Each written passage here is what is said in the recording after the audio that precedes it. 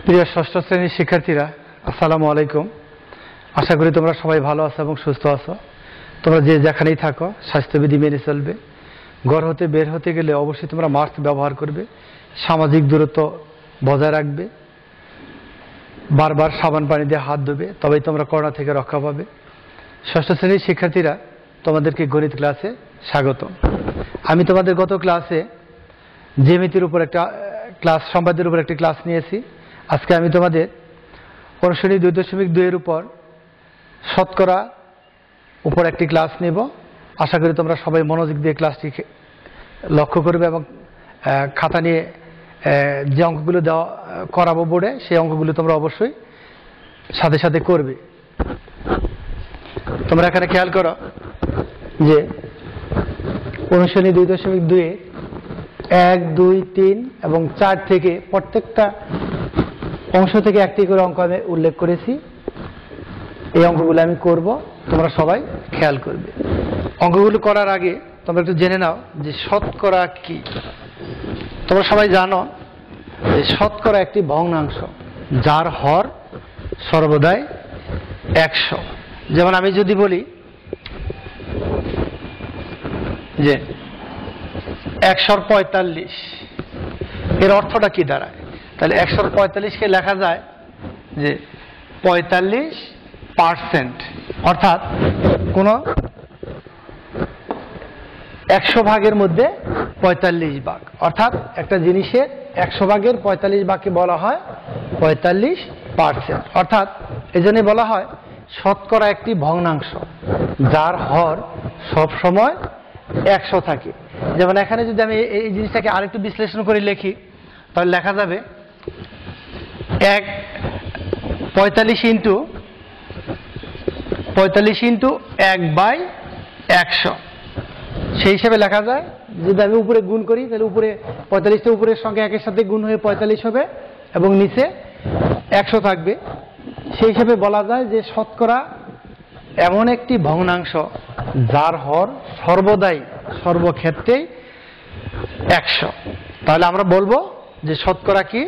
তাহলে শতকরা হলো একটি ভগ্নাংশ যার হর সর্বদা 100। তাহলে তোমরা খেয়াল করো যে 1-এর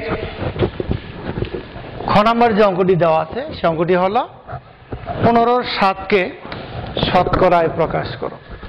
তাহলে 1-এর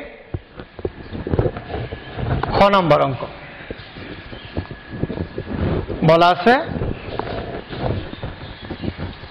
15/7। তাহলে এটাকে যদি আমরা শতকরায় প্রকাশ করি তাহলে আমরা লিখব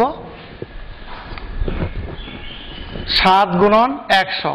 অর্থাৎ যখন কোনো সংখ্যাকে আমরা শতকরায় নিয়ে আসব তখন তার লবকে আমরা 100 দিয়ে গুণ করব এবং এই হরের সাথে আমি আগে বলছিলাম যে শতকরার হর হলো 100 দিয়ে নিচে ভাগ করব, 100 দিয়ে ভাগ করবো। এখন যদি আমি এটা কাটাকাটি করে দিই 100 চলে যাবে, কিন্তু এই 100-র জন্য আমরা লিখবো 1/100।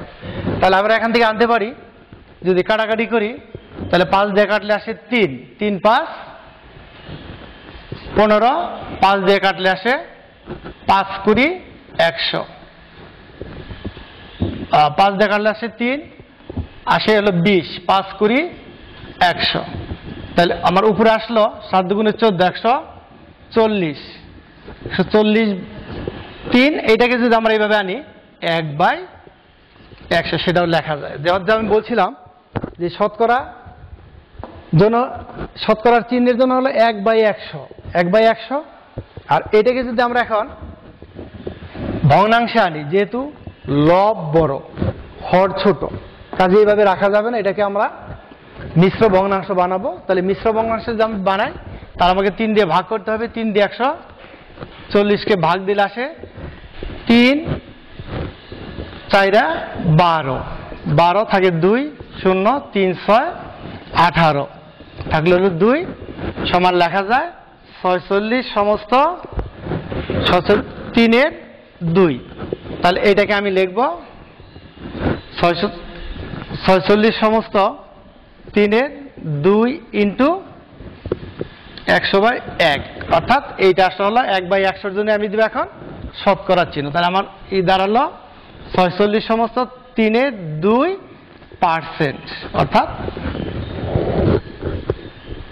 15/7 কে যদি আমি শতকরায় প্রকাশ করি তাহলে আমার দাঁড়াবে 46 সমস্ত 3/2%।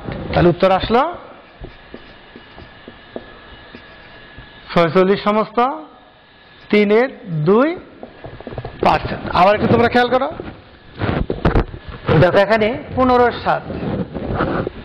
এখন আমরা প্রথমে হর এবং লব উভয়কে 100 দিয়ে গুণ করি, 100 দিয়ে গুণ করি, কারণ কোনো ভগ্নাংশকে যদি আমরা শতকরায় প্রকাশ করতে যাই তখন হর লবকে 100 দিয়ে গুণ করতে হবে, এবং এই 100টা হলো শতকরার চিহ্নের জন্য 1/100, এই জন্য এখন আমি 15 এবং 100 যে কাটাকাটি করি, 5 দিয়ে কাটলে আসে 3, 5 দিয়ে কাটলে আসে 5 × 100, আর 7 দিয়ে 20কে গুণ করলে আসে 7 × 2 = 14, 140/3, এবং এই 100টাকে আমি 1/100 করে নিয়ে আসলাম। দেখো আবার যদি গুণ করে দেখি তাহলে আসবে কি 3 × 100, একই সংখ্যায় দাঁড়াবে। এখন 3 দিয়ে যদি 140কে ভাগ করি তাহলে এখানে দেখা যায় 3 × 4 = 12, 4 থাকলো 2, 0 কেটে নিয়ে আসলাম 0, 3 × 6 = 18, 18 থাকলো 2, 46 সমস্ত 3/2, অর্থাৎ 15/7 কে শতকরায় প্রকাশ করলে দাঁড়ায় 46 সমস্ত 3/2%। প্রিয় শিক্ষার্থীরা, আশা করি অঙ্কটি তোমরা সবাই বুঝতে পেরেছ। এবার 2 নম্বর অঙ্কটি খেয়াল করো।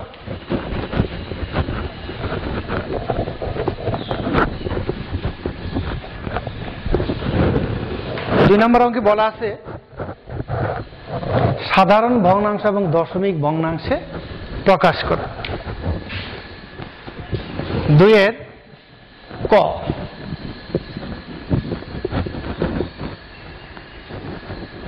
(45%) আগের অঙ্কটিতে আমি বলেছি যে কোনো সংখ্যাকে যদি আমরা শতকরায় নিতে চাই তাহলে লবকে আমরা 100 দিয়ে গুণ করব। একইভাবে কোনো শতকরাকে যখন আমরা সাধারণ ভগ্নাংশে প্রকাশ করব তখন আমরা 100 দিয়ে ভাগ করব। তাহলে 45% সমান হলো 45/100, 5 দিয়ে কাটলে আসে 20, 5 দিয়ে কাটলে আসে 9, তাহলে আমার দাঁড়ালো 20/9।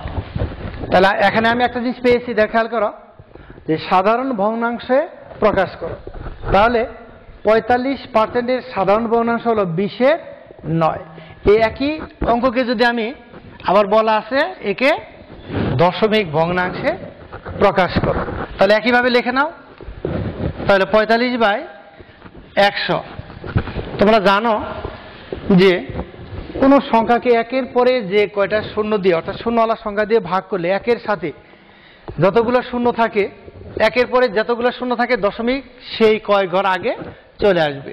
তাহলে এখানে আমার এই ভাগটাকে করে দেখানোর কোনো প্রয়োজন নেই। তাহলে এখানে একের পরে শূন্য আছে আমার 2টি, তাহলে দশমিক চলে আসবে 2 ঘর আগে, অর্থাৎ 4 এবং 5-এর আগে দশমিক আসবে, এবং একটা শূন্য দিয়ে ঢেকে দিলাম, তাহলে 0.45। তাহলে এখানে আমার উত্তর আসলো, উত্তর হলো 20/9 হলো সাধারণ ভগ্নাংশ এবং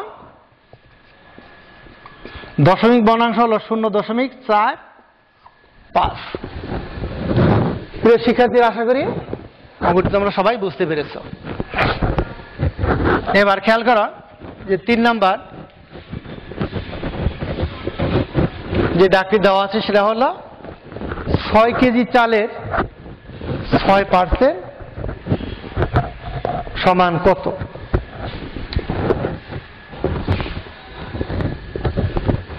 তিনের গ নাম্বার অঙ্কটি।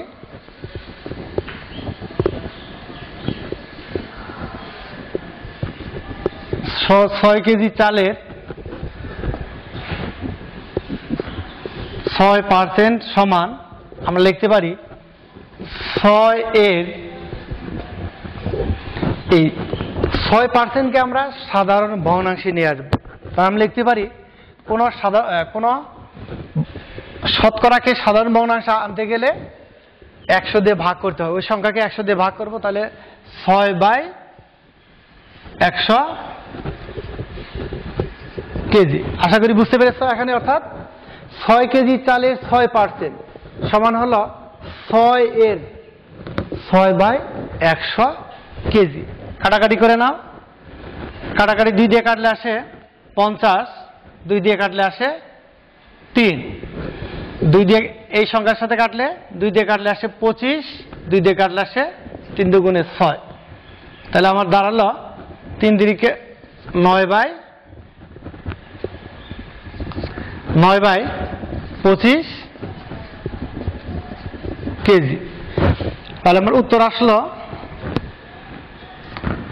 25/9 কেজি। প্রিয় শিক্ষার্থীরা আবার একটু খেয়াল করো,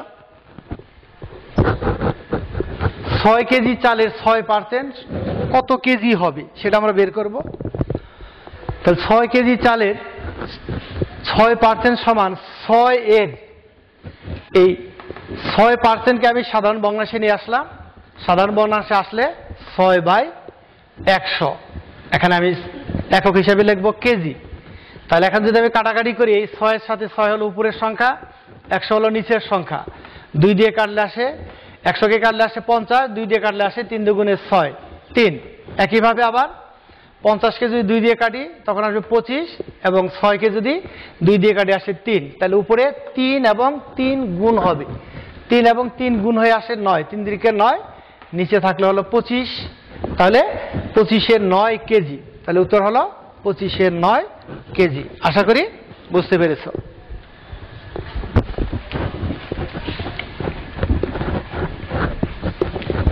এরপর বাকি একটি অঙ্ক থাকলো, একটু খেয়াল করো।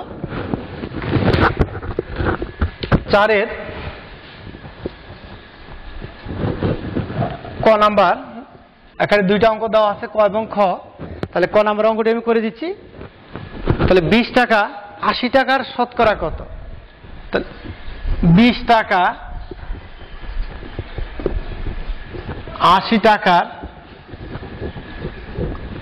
সমান 80-র 20 অংশ।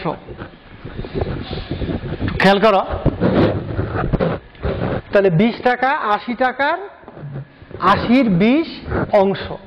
এখানে কাটাকাটি করো। কাটাকাটি করলে 20 দিয়ে কাটলে আসে 4, এবং 20 দিয়ে কাটলে আসে 1, সমান 4-এর 1 অংশ। এখন এই 4-এর 1 অংশকে আমরা শতকরায় প্রকাশ করব। এখন 4-এর 1 সমান, একইভাবে খেয়াল করো, 1 গুণন 100, 4 গুণন 100। এই 4 দিয়ে আমি কাটলাম, 100কে আসে 4 25-এ 100। তাহলে আমি লিখতে পারি 25 ইন্টু, ওই যে আগে বলছিলাম যে শতকরার জন্য আমরা একটা চিহ্ন নিয়ে আসি, 1/100। দ্যাট মিনস দাঁড়ালো 25%। অর্থাৎ তাহলে বলা যায় যে 20 টাকা 80 টাকার 25%। আবার একটু খেয়াল করো তোমরা সবাই, 20 টাকা 80 টাকার 80-র 20 অংশ। তাহলে এখানে কাটাকাটি করলে 20 দিয়ে কাটলে আসে 4 করে 80, 20 দিয়ে 20কে কাটলে আসে 1, তাহলে 4-এর 1। এখন এই 4-এর 1কে আমি শতকরায় প্রকাশ করব। 4-এর 1কে যদি আমি শতকরায় প্রকাশ করি, তাহলে খেয়াল করো, আগের অঙ্ক যে প্রথম 1 নম্বর অঙ্কটা করেছি, সেখানে শতকরায় কিভাবে প্রকাশ করে 15/7কে আমরা করেছিলাম, এবং হর এবং লব উভয়কে আমরা 100 দিয়ে গুণ করেছি। 100 দিয়ে গুণ করলে এই 4 দিয়ে 100কে ভাগ করলে আসে 4 25-এ 100। তাহলে উপরে আমার থাকলো 25 ইন্টু, নিচে থাকলো 1/100। 1/100 অর্থাৎ 1/100টা হলো শতকরার চিহ্নের জন্য। তাহলে আমার আসলো 25%। আশা করি তোমরা সবাই বুঝতে পেরেছ। তোমাদের জন্য কিছু বাড়ির কাজ দিব, এই বাড়ির কাজগুলো তোমরা সবাই খাতায় অঙ্কন করে ভাইবারে পোস্ট করবে।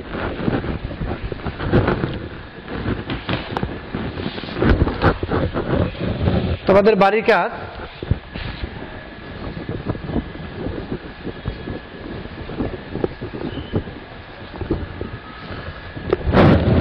কাজ একের